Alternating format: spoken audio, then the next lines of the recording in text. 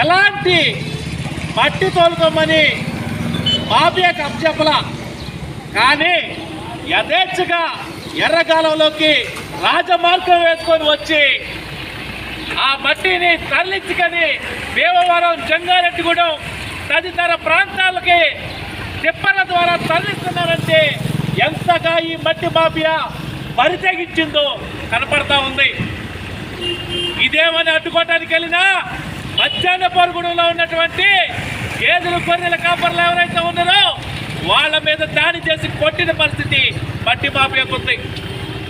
ఇది వెలుగులోకి రాలా, ఇది వెలుగులోకి రానివ్వలా. రాత్ర మళ్ళీ ఇదే విధంగా మట్టి మాఫియా ట్రాక్టర్లు జేసీబీలతో వస్తే ఆ ప్రాంతంలో సాగులో ఉన్నటువంటి ఆ కింది గ్రామాలు వారందరూ కూడా 100 మంది రాత్రి వెళ్ళి అడ్డుకున్నటువంటి పరిస్థితి. రెవెన్యూ వారికి ఫోన్ చేస్తే కనీసం ఎత్తుకోవాలా. ఇంత దౌర్భాగ్యంగా ఉంది. పోలీసు వారు వచ్చారు, వెళ్ళిపోయారు, కానీ అక్కడ స్పందించేటువంటి పరిస్థితి కనపడట్లా. దీన్ని మేము వ్యతిరేకిస్తున్నాం. ఎర్రకాలంలో మట్టి తవ్వకాన్ని పూర్తిగా వ్యతిరేకించాలని కోరుతా ఉన్నాం. ఏదైతే పేదల సాగులో ఉన్నటువంటి భూములు ఉన్నాయో ఆ భూములు పేదలకి చెందేలా చర్య తీసుకోవాలని కోరుతా ఉన్నాం. అలాగే చెప్తా ఉన్నారు, మా ఇష్టం, ప్రభుత్వం మాది, మేము ఏది చేసినా చెల్లుబాటు అవుతుందని అంటున్నారు. అయ్యా, ఎంతో కాలం ఉండదు ప్రభుత్వం. ఈరోజు మీరు ఉండొచ్చు, రేపు ఇంకొకటి రావచ్చు, ఆ తర్వాత ఇంకొకటి రావచ్చు. ప్రభుత్వం ఉందని విర్రవికి దాడులు చేయడం సరైనటువంటి పరిస్థితి కాదని ఈ సందర్భంగా తెలియజేస్తూ మట్టి మాఫియాను వ్యతిరేకించాలని నేను అడుగు ఇంకొక మాట ఇంట్లో చెప్తున్నాం.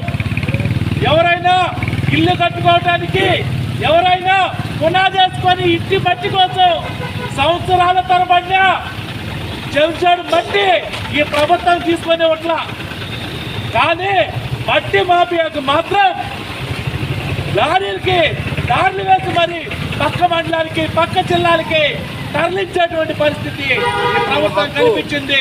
దీన్ని వ్యతిరేకించాలని సిపిఎంగా డిమాండ్ చేస్తూ అవకాశం ఇచ్చిన మీ అందరికీ ధన్యవాదాలు. ఆపాలి మట్టి మాఫియాను, ఆపాలి, ఆపాలి మట్టి మాఫియాను, ఆపాలి, మట్టి మాఫియా దౌర్జన్యాలు ఆపాలి, అరికట్టాలి, మట్టి మాఫియా దౌర్జన్యాలు ఆపాలి, మట్టి మాఫియాను ఆపాలి, మట్టి మాఫియాను.